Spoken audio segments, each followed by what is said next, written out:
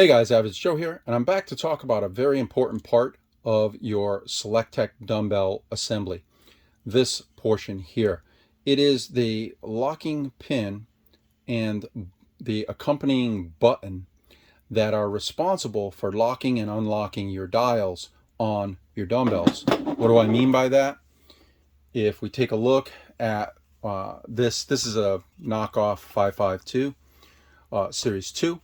But if you look at this button here, you can press the button in and the dial will rotate. When you let the button go, the dial should lock. However, I had a customer contact me this week, and that customer had purchased a used pair of 552 Series 1. And they had purchased my locking pin upgrade to replace their OEM pins. But when he disassembled his dumbbells, he discovered that these spring pins were very rusted. The previous owner that he had purchased them from, he had probably left them in a very moist environment. You can't leave your SelectTech dumbbells anywhere where there's a lot of dampness, a lot of moisture, because things like this steel pin are not stainless steel. These will rust over time, and when they rust, this button will no longer move smoothly in and out. Normally, the button should move smoothly like this in and out. But when this pin gets rusted, the button will go in and it won't come back out, or it won't come back out fully. And that's a problem, because that means it's not going to properly lock your dumbbell dials, and that means you can drop weights during your workout. So what can you do about it? Well, I had told him that he needs to remove the pins and the buttons, clean, inspect, and then most likely replace those spring pins. How do you go about doing that? You can use any blunt pointed object, in this case a wooden skewer. I like to use a 2mm Allen or hex tool. You can push from either this side or from that side to remove the pin. And what you're trying to do is basically push through this hole and the pin will start coming out. Now, if yours is very rusted, you can try spraying it with lubricant. You can try pushing harder. It may be difficult to get that pin out. You can see that mine comes out pretty easily. When you've got that pin most of the way out, you can now pull the pin, remove it, and remove the button. Let me show you these parts up close. That is a dowel spring pin, goes by a couple names, and this is the little button that's in that cavity. And essentially this button slides on this pin, so when this gets corroded, it makes it difficult for this button to slide properly. Now, when you have those parts removed, most likely you're going to need to replace this. You're not going to find replacements in places like Home Depot, Lowe's, Canadian Tire. You're usually going to have to go to a small hardware store that's going to specialize in individual components like this that you can get, in the size that you need. So, buy your replacements, clean up the cavity, run maybe a pipe cleaner through this opening, get that cleaned out. Clean up the cavity in here if necessary. Inspect your button, make sure it's in good shape.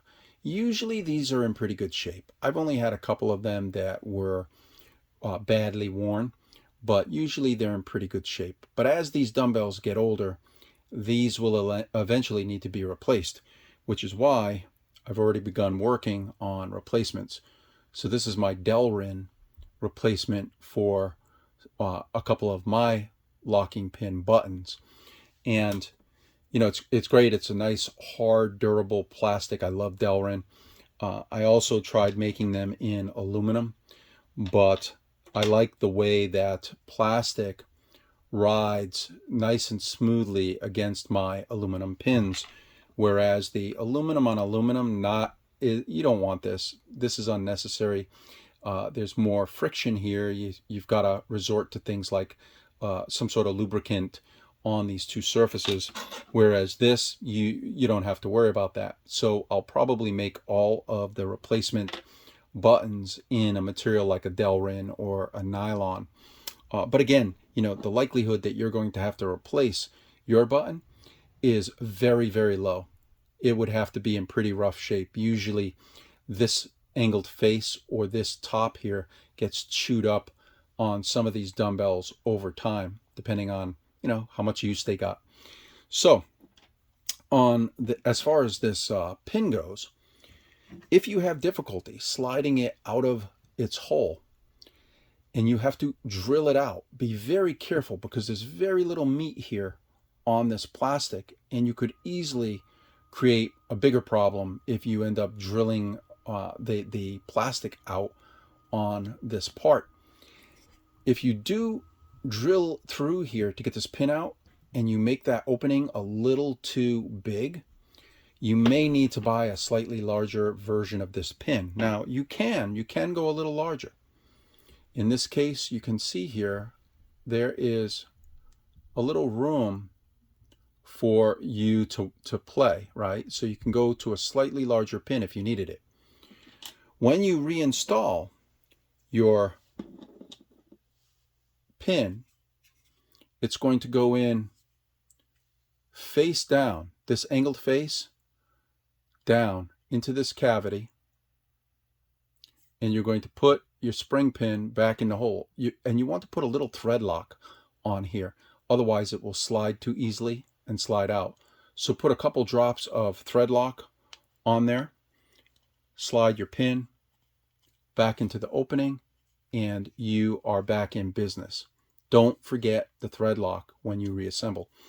So that will get you to a point where now that button is working smoothly again. Now you can put your upgraded locking pins into the assembly, and you'll be able to get that smooth action that you need from the button.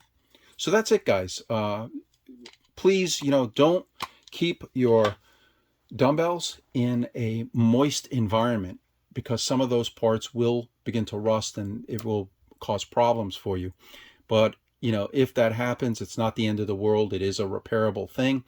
And down the road, should the buttons start wearing out, I will begin offering replacement buttons probably late this year or in 2023. I don't see any demand for these right now, so there's no rush getting these out to market. So that's it. If you have any questions about what I just talked about here, let me know.